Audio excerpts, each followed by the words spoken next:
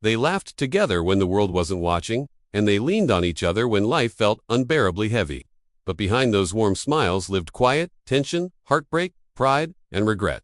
For years, Elton John kept the truth hidden, about the bond he shared with Princess Diana, and about the pain that almost destroyed them both. Now, he is finally opening up about the friendship that reshaped their lives forever. Their story began in the summer of 1981, a year Britain would never forget. Prince Charles was preparing to marry Diana Spencer, and the nation was wrapped in fairy tale excitement. For Elton John, already a global superstar, that year marked something far more personal, the beginning of a friendship that would change him deeply. Elton was no stranger to royal circles. The Queen Mother admired his music. Princess Margaret, bold and rebellious, often invited him to private gatherings at Kensington Palace. He had dined with dukes, performed for aristocrats, and once joked with Prince Philip, who teased him about driving a bright yellow Aston Martin through Windsor. Yet despite all the glamour, Elton never truly felt at ease among royalty. That changed one unforgettable night at Prince Andrew's 21st birthday party inside Windsor Castle. The ballroom glittered with chandeliers and jewels, heavy with tradition and expectation. Elton, dressed modestly by his standards, sat at the piano playing softly while guests mingled. He later admitted he felt awkward and out of place, surrounded by rigid formality. Then he looked up and saw her. Diana Spencer entered the room young, radiant, not yet a princess, and everything shifted. Elton later wrote that she possessed a rare ease, a gift for making people feel instantly comfortable. Their eyes met. He smiled shyly. She returned it with warmth. Minutes later, they were laughing like old friends. They joked about the stiff music and even mimed the Charlton right there in the ballroom. So unexpected that the Queen herself noticed and smiled. Elton later said it felt as though he had known Diana his entire life.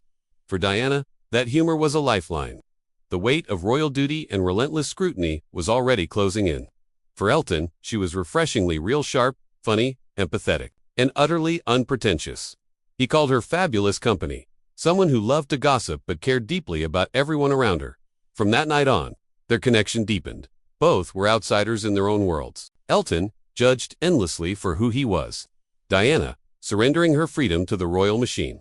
They understood each other without ever needing to say it out loud. That unspoken bond became one of the most remarkable friendships of their era. Throughout the 1980s and early 1990s, their closeness only grew. Publicly, the world saw smiles at charity events, concerts, and royal galas. Privately, they offered each other kindness when cameras were gone. Diana's marriage grew colder. Palace walls felt suffocating. Elton, behind sequins and applause, battled addiction, insecurity, and public judgment.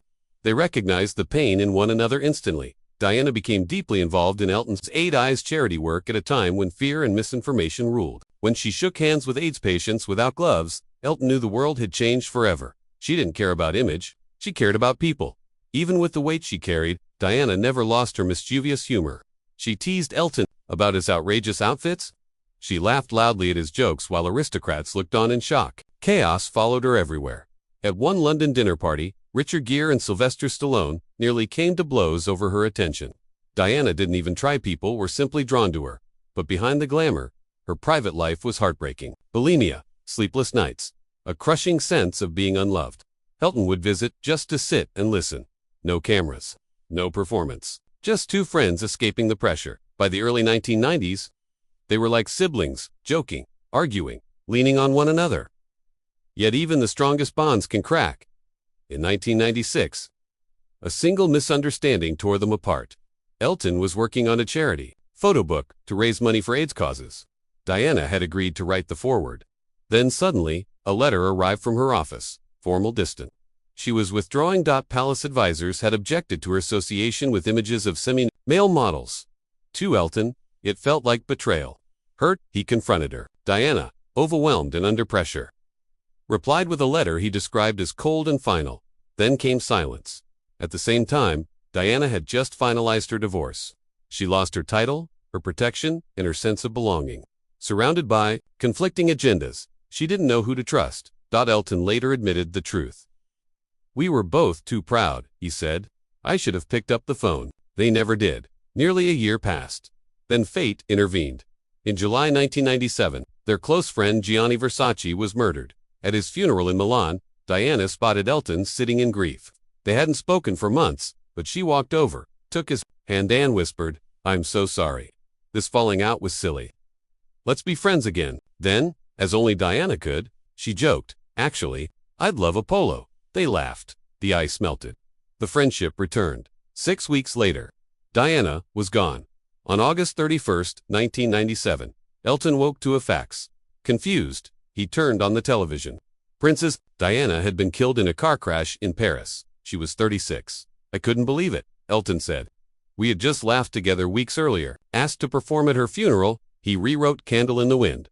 On September 6th, inside Westminster Abbey, his hands shook as he sang goodbye to England's Rose. It wasn't a performance. It was a farewell. The song became the best-selling single in history, yet Elton never celebrated it.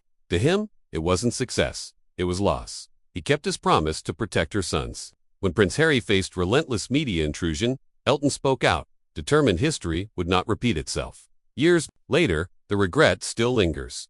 If I could go back, he said, I'd pick up the phone. Life is too short for pride. Their friendship was rare, royal, and a rock star bound by loneliness, humor, and truth.